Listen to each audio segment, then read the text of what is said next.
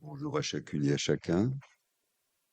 Pour commencer ce message, déjà, je vais prier. Seigneur, encore merci pour tes bontés, merci pour ta parole qui est notre guide. Merci pour tes bontés, pour ta présence dont nous venons de reparler. Et Seigneur, nous te prions que par ton esprit, tu nous permettes de recevoir ce qui va être partagé et de l'appliquer. Seigneur, je suis le premier concerné par ce que je vais dire. Nous t'en prions au nom de Jésus. Amen. Donc, pour commencer ce message, je vais vous parler de Guy Desmollets. Donc, effectivement, première diapo, insoutenable. Nous sommes dans le noir de l'incertitude, mais voilà Guy Desmollets. C'est un coureur de marathon, inconnu, hein, sauf de mon imagination. Savez-vous ce qu'est un marathon? Diapo 2. Il y a arrêt sur image, c'est très bien pour le reportage. Voilà. Le marathon, merci beaucoup, c'est une course d'endurance de 42 kilomètres de long. Et là, c'est un marathon qui peut se situer dans les alentours d'une ville. Et en général, les marathoniens les plus rapides, alors 1h57, je sais pas, j'ai cru voir que le dernier, le dernier que moi j'ai vu sous les yeux, c'était 2h30. Alors, d'accord, donc des Nike et des lièvres, oui, c'est sûr, là, tu cours plus vite que le vent. Mais donc, grosso modo, c'est 2 heures ou au moment où j'ai écrit ce message, c'était un peu plus de 2 heures.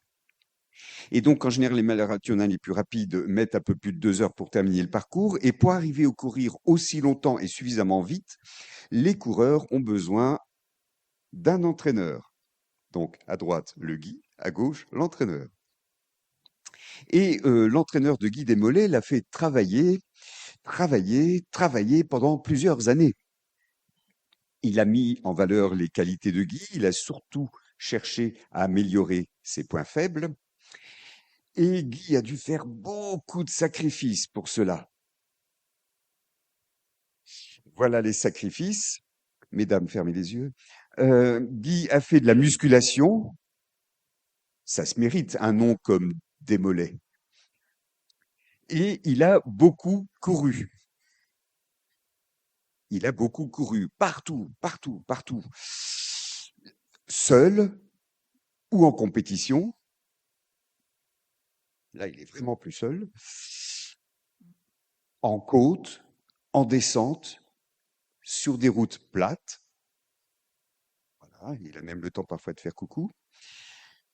Il a appris à tenir bon avec les autres concurrents autour de lui pendant 42 kilomètres, pendant plus de 2 heures d'efforts intenses. Guy a appris à ne pas se décourager. Son entraîneur se place à plusieurs endroits clés d'un parcours. Le ravitaillement. Il peut lui donner ce ravitaillement et, au passage, quelques bons conseils au bon moment. Et oui, son entraîneur encourage beaucoup Guy. Alors, pourquoi? Ah ben oui, parce que justement, il avait en vue la ligne d'arrivée. Et c'est là qu'il veut être dans environ 2 heures. Alors, qu'il soit le premier ou pas, il est la médaille ou pas. Je viens de vous résumer l'histoire, une histoire, celle de Guy Desmollets, un marathonien parmi d'autres, un inconnu, mais l'objectif de ce message est bien de dire que ce marathonien, c'est aussi notre histoire à vous, mes frères et sœurs. Car tous ensemble, nous sommes 7 athlètes. La silhouette, c'est celle d'une marathonienne britannique, Paula Radcliffe, qui a détenu le record du monde du marathon féminin en 2h15. Bon. Mais là, c'est nous, l'athlète de Jésus-Christ, qui est l'Assemblée des chrétiens de Bourg-Bruche. Alors, en l'occurrence, je pourrais dire Cours-Bruche, Cours. Car notre année 2025-2026 va avoir des allures de marathon. Donc vous voyez, il y a Bourg-Bruges, il y a les prénoms de plusieurs d'entre nous. Tout ne tenait pas sur la frêle silhouette. Mais en tout cas, notre marathon, à nous, ne va pas durer 2 heures, mais, comme vous l'a annoncé Claude, environ une année scolaire. Une année scolaire, avec la préparation d'une fête de Noël, de 2 soirées de louanges environ, avec la mise en place progressive d'actions d'évangélisation diverses, et pour finir, un concert public pour la fête de la musique, si tout se passe bien, tout cela nécessite pas mal de rencontres, de préparation, sans oublier tout le reste. Les activités d'église ponctuelles ou régulières que nous connaissons déjà, sans oublier nos vies de famille, nos vies personnelles, intimes, avec Dieu, sans oublier notre participation à la vie associative, culturelle ou caritative de notre secteur, nos vies professionnelles ou nos études. Tout ça, oui, cela constitue notre année 2025-2026 qui va ressembler à un marathon. Alors, on se dit, oh là là, ça y est, qu'est-ce qui nous parle là? Déjà, on se sent alourdi, là. On n'a même pas encore mangé, que ça y est, on se sent alourdi par le poids de ça. Mais en fait, oublions ce côté lourd et pesant et embêtant. Non, non, non, non. Tout ça, en fait, c'est réjouissant. C'est même super motivant. Pourquoi? Parce que nous sommes une assemblée qui a le privilège de vivre pleinement la très belle aventure des ouvriers de Dieu tous ensemble. Et le peuple, voilà, et j'allais dire ça, le peuple de Dieu crie Amen.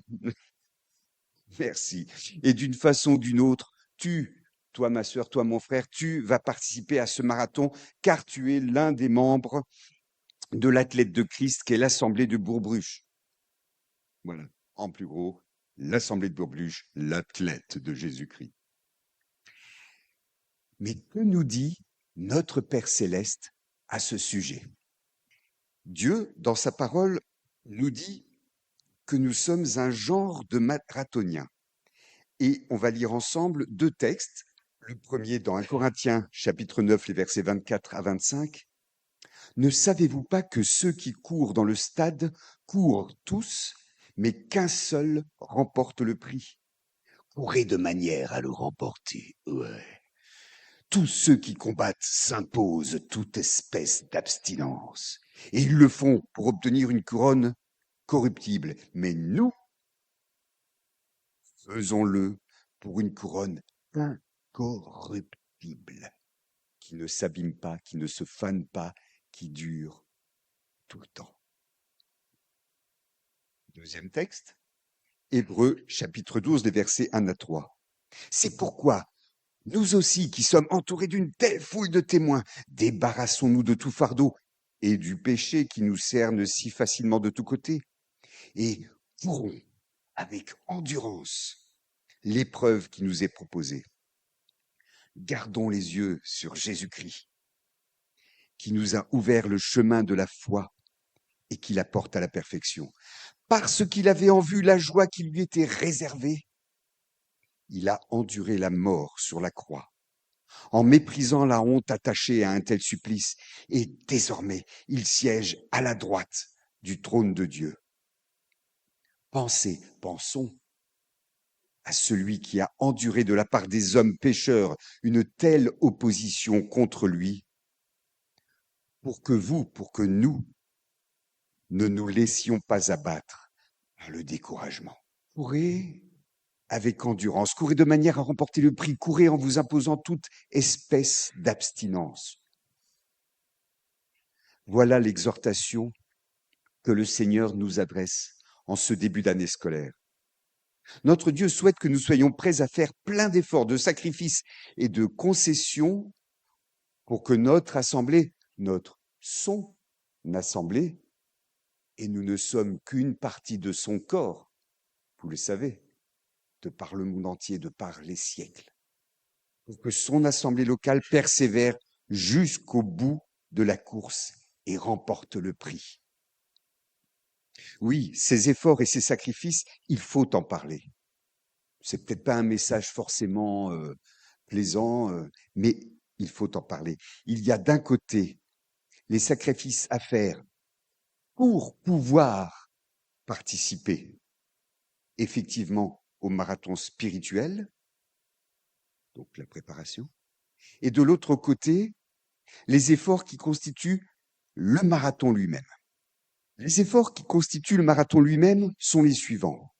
Prier, lire la Bible, préparer et donner l'enseignement biblique, écouter, méditer et mettre en pratique les enseignements reçus, lutter contre le péché, préserver notre amour et notre unité en Christ, témoigner de Christ auprès des perdus, évangéliser, organiser et mettre en place les événements projetés. Les sacrifices à faire pour pouvoir participer à ces efforts du marathon sont les suivants. Trouver l'équilibre entre la vie de famille, la vie professionnelle, les loisirs associatifs et l'engagement en tant que membre de notre assemblée. Pas facile à trouver cet équilibre.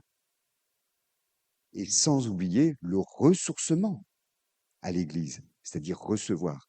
Si on donne beaucoup, il y a des moments où il faut s'arrêter, on en a parlé à un moment dans le groupe de louanges, il faut s'arrêter pour se ressourcer, recevoir. Alors pour y arriver, utilisons nos agendas sous le regard de Dieu. De temps en temps, acceptons de donner priorité au travail d'équipe dans la vie d'Église, plutôt qu'au temps de détente en famille, loin de l'Église. Mais si, lors d'une prochaine prédication, éventuellement, je reviendrai sur ce difficile équilibre à trouver. Donc, en tout cas, voilà pour l'exhortation aux efforts et aux sacrifices. On se prépare à l'effort, mais ce n'est pas suffisant. Le Seigneur ne nous laisse pas seulement avec « Allez, tu vas y arriver ». Non, justement, il dit aussi « Tu vas y arriver », c'est-à-dire il a pour nous des encouragements précieux. Et justement, comme encouragement, voilà des choses que je vais lister. Premièrement, nous avons déjà été entraînés. On s'en rend peut-être pas compte à force, mais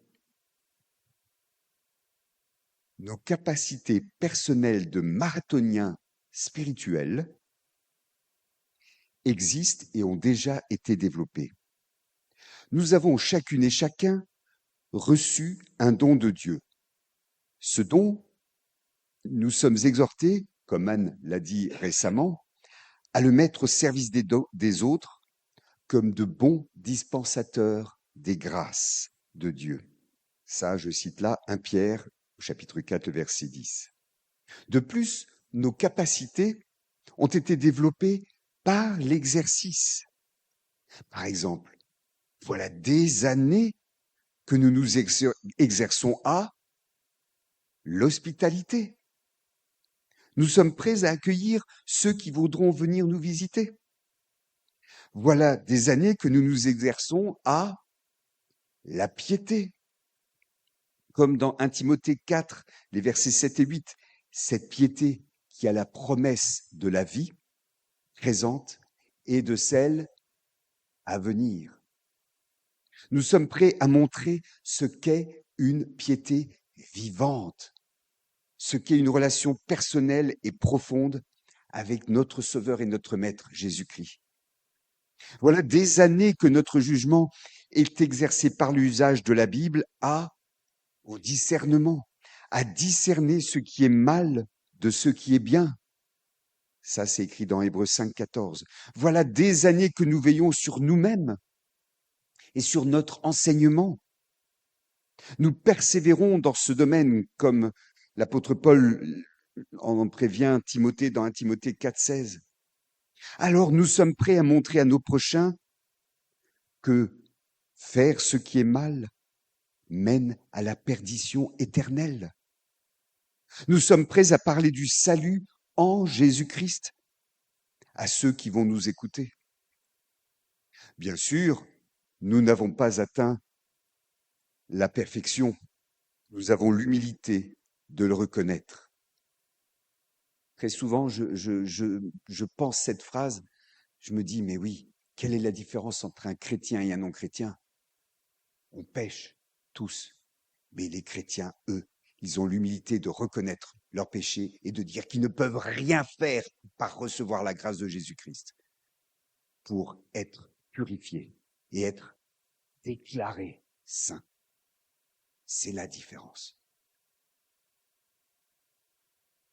Et nous avons besoin, justement, du pardon. Et nous pratiquons le pardon. Tout cela, ça fait partie de notre entraînement.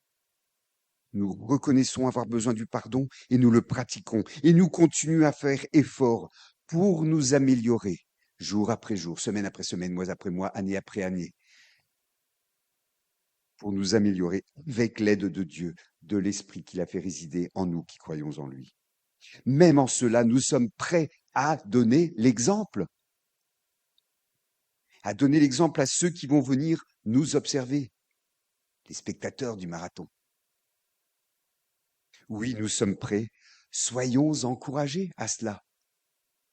Et maintenant, deuxième liste d'encouragement de la part de notre Seigneur, c'est que nous pouvons aussi être encouragés par notre entraîneur. C'est Jésus-Christ lui-même notre entraîneur. C'est Dieu qui nous a appelés à faire partie de l'équipe, à être un membre du marathonien de Cours-Bruche pour Christ. C'est notre Seigneur qui nous a fait traverser des circonstances formatrices, qui nous a fait travailler dur pour que nous en arrivions au point où nous en sommes. C'est Jésus-Christ qui a dit « Je suis avec vous tous les jours jusqu'à la fin du monde ». Alors c'est lui qui nous soutiendra, qui nous encouragera à chaque moment, qui nous donnera ces précieuses indications tout au long du parcours, tout au long du marathon, et même ce ravitaillement spirituel dont on a vu une photo au niveau matériel. C'est avec Dieu que nous pouvons faire avec Dieu, nous ferons des exploits. Merci. On peut faire avec Dieu des exploits. Et pourquoi? Parce que c'est par la puissance qui est dans la personne de l'Esprit Saint, de Dieu, Esprit Saint, par la puissance qui agit en nous, que Dieu peut faire infiniment au-delà de ce que nous demandons ou pensons. Éphésiens 3:20. Nous, voilà ce que nous devons faire. Comme le dit le texte d'Hébreux 12 que nous avons lu au début, nous devons garder les yeux fixés sur Jésus-Christ. Regardez ce marathonien. Allez, on va dire que Guy Desmollets est chrétien. Et lui, sur cette longue route, et il se dit, oh là là, il y a encore la côte là à monter, quoi, oi, oi, oi. Mais non, mais Jésus, tu es là à m'attendre au bout de la course. Bon, on se doute que ça doit être à Rio, la course, là. Mais en tout cas, il dit, voilà, j'ai Jésus en ligne de mire. Nous devons garder les yeux fixés sur lui pour ne pas nous laisser abattre par le découragement. En effet, Jésus-Christ aussi couru le marathon avant nous. Son marathon a duré bien plus qu'une année scolaire. Son marathon lui a causé des souffrances bien plus fortes que les nôtres, bien plus intenses, puisque lui, il est mort en croix aux 3/4 de son parcours. Lui, il a pourtant obtenu la victoire lors de sa résurrection au bout de son parcours. Quel exemple il nous a donné. Lui qui nous a ouvert le chemin de la foi. Et c'est lui notre entraîneur. Et pour arriver à suivre son exemple jusqu'au bout de notre course, à notre niveau, nous ferons comme lui, comme le dit le texte. Nous garderons en vue la joie qui nous est réservée. C'est la joie d'arriver au bout du marathon qui nous donne aussi un encouragement précieux. Matériellement, vous voyez, ces coureurs de marathon, même les amateurs, qui arrivent, ils passent la ligne, ils s'écroulent, ils sont allongés par terre comme ça. le ventre secoué de spasmes pour reprendre la respiration. Mais il pleure de joie. Et là, il faut que je vous dévoile la vérité. Oh, vous la connaissez, mais nous courons un marathon en 2 étapes. L'étape qui nous mène au bout de cette année scolaire est celle qui nous mène au bout de notre vie. Au bout de la première étape, nous aurons la joie de constater quelques résultats précieux. Peut-être que plusieurs personnes non chrétiennes auront entendu l'Évangile. Peut-être que certaines d'entre elles se tourneront vers Jésus-Christ. Quant à nous, nous aurons la satisfaction du travail bien fait. Et une nouvelle complicité entre nous. 1, 2, 3, Courtbruche pour Christ. Par exemple, hein, Courtbruche pour Christ, ou comme vous voulez. Et une unité, une complicité, une unité qui ne s'obtient qu'après avoir sué ensemble, qu'après avoir été soudés dans l'effort, qu'après avoir expérimenté notre complémentarité. On est tous différents, mais complémentaires. Après avoir ressenti ce qu'est un travail d'équipe, où chaque membre, sans exception, a fait sa part, et où chacun est reconnaissant que l'autre était là à ce moment-là. Et un jour, nous vivrons cette joie qui se trouve au bout de la deuxième étape, au bout de notre vie, l'éternité auprès de Dieu, cette nouvelle Jérusalem. C'est cette joie qui est la couronne incorruptible dont parle le texte d'un Corinthiens 9. Cela veut dire que c'est une joie d'une grande qualité et qui va durer très longtemps. Une joie qui ne deviendra pas mélancolie. Vous savez, cette mélancolie qu'on a entendue il y a quelques années. Oh, souviens-toi, oh, quand on a gagné la Coupe du Monde de football il y a 20 ans. Maintenant, c'est souviens-toi quand on a gagné la deuxième étoile il y a 7 ans. C'était le bon vieux temps. Non. Là, pas de joie mélancolique. C'est une joie qui se conjuguera toujours au présent. Ah, quelle joie que de vivre tous ensemble en présence de notre Dieu pour l'éternité. C'est cela le prix que nous allons remporter au bout de notre marathon. Tout cela vaut bien des efforts et des sacrifices, non? Alors, prêt pour le départ? On va commencer par la première activité. 3, 2, 1, top, on commence par prier. Seigneur, oui, grand merci parce que tu es notre entraîneur. Merci parce que tu nous proposes cette course d'une année, de 10 ans, de 30 ans. Une course de persévérance, d'endurance. Une course qui nous mène jusqu'au bout de notre vie et pour laquelle nous ne pourrons pas dire « Oh, je suis au bout de my life ».